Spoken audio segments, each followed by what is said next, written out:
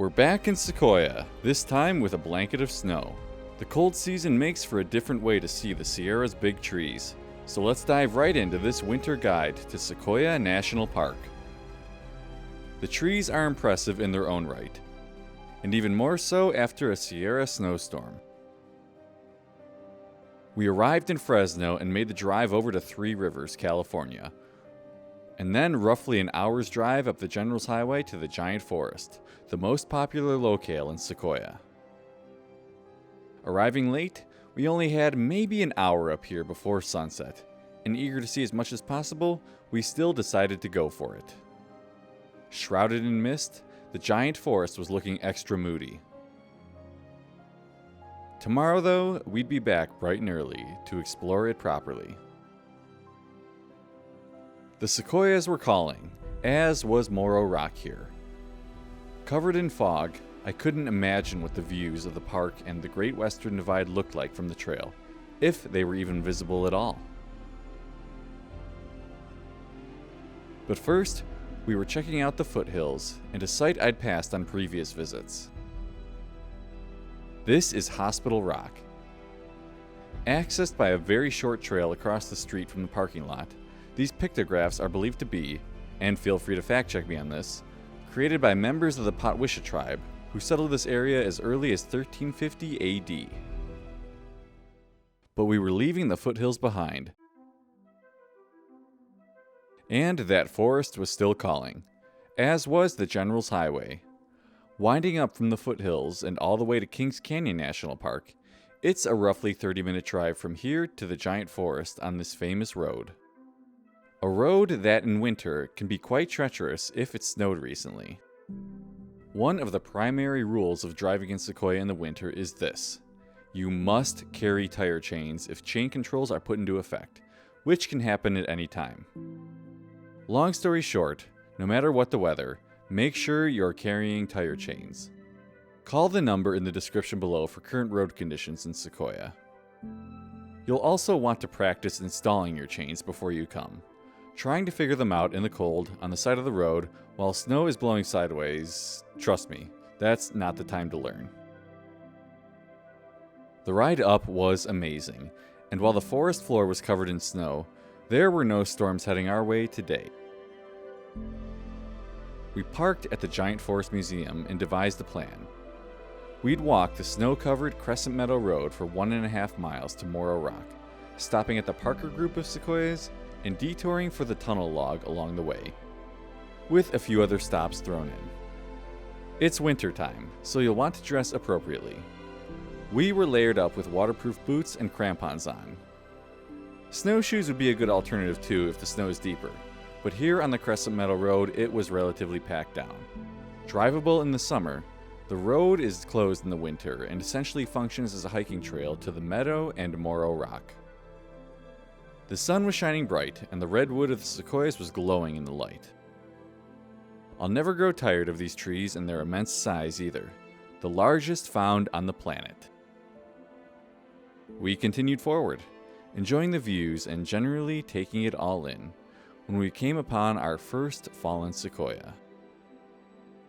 This is the buttress tree. Falling in June of 1959, this massive sequoia is a memorable point of interest along the road here. And up next is one of my favorite sequoia spots. This cluster of big trees is named after Captain James Parker, superintendent of the park in 1893 and 1894. Definitely worth a stop and a few pictures. Eventually we came to a split in the road.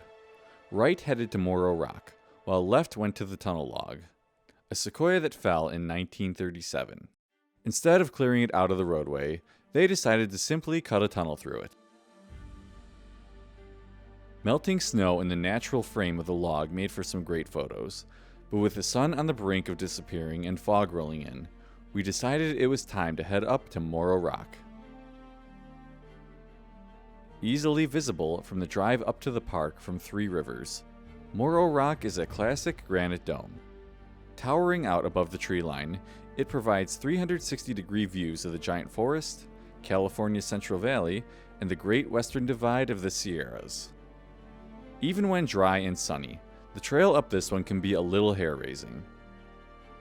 Add in snow, ice, and limited visibility, it makes for one challenging hike, despite only being half a mile round trip. But we had our crampons on, and the trail was in okay condition. Okay enough to warrant the challenge. So, up Liz and I went, navigating the twisting and turning staircase that would take us to the top. The giant forest was barely peeking out behind us, and it was worth stopping for a quick look. Continuing on, we stopped quite a few times to take in the views. We were quite literally in the clouds, and they were moving fast around us. Sunlight would be out 1 minute, and thick fog would roll in the next. It was borderline ethereal at times. Continuing on, some of the tight spaces of this trail were even tighter with the added snow and ice. And there was this one section here that made us a little uneasy, with the snow accumulation and closeness to the edge.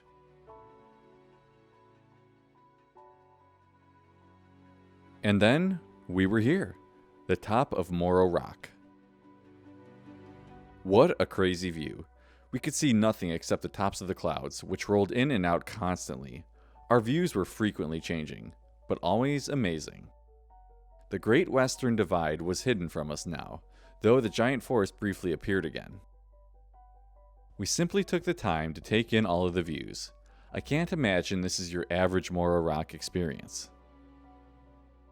And then, luck found us again. A brief opening in the clouds to the west, revealing the peaks of the Sierras and that Great Western Divide. It was visible for all of 30 seconds, but still enough time to appreciate it. And just like that, we were back in the soup again. No matter. What a unique experience, and all the more reason to visit the park in a different season. You're bound to get some different views. So, we began our trek back down and back to the car. The sunlight was all but gone now, as thick fog rolled through the forest, creating some incredibly moody views, which I was not in the least upset about. Even the hike back was completely different now, and when the sun's rays did make its way through, the images were spectacular.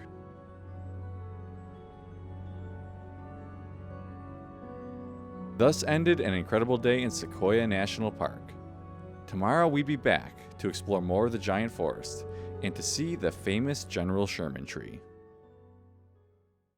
Except we neglected one important detail. It was now a weekend, a holiday weekend at that, and winter or not, the park was destined to be busy. In fact, the busiest I had literally ever seen it, unfortunately, and after 3 laps through with bumper-to-bumper traffic, we decided to abandon Sequoia altogether and head for its sister park about an hour's drive away, Kings Canyon, which is often less crowded.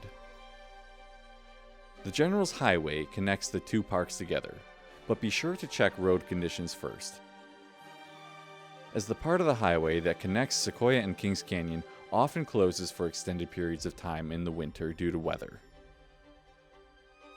We stopped briefly at the Kings Canyon overlook to see what we could find. The peaks of the Sierras were semi-visible, though this time of year the road down to Cedar Grove is closed, meaning Grants Grove is the only part of the park accessible. And still, a worthy consolation prize. While we wouldn't get to see the General Sherman, the largest tree on Earth, we would at least get to see the second largest, the General Grant. It was indeed a lot less crowded down over here, so we began the short 0.7-mile round-trip hike to the General Grant, admiring even more big trees, and of course, walking through the fallen monarch. A felled sequoia that actually served as housing and a stable in the past. And then there it was, the General Grant tree, second largest sequoia, third widest, and the nation's Christmas tree. Around 1,600 years old, it stands just over 267 feet tall and has a circumference of 107 feet. Not too shabby. And so wrapped our winter adventures in the Sierras. feel free to check out my guides to these parks in the warmer seasons. Linked below, and right here. Until the next time.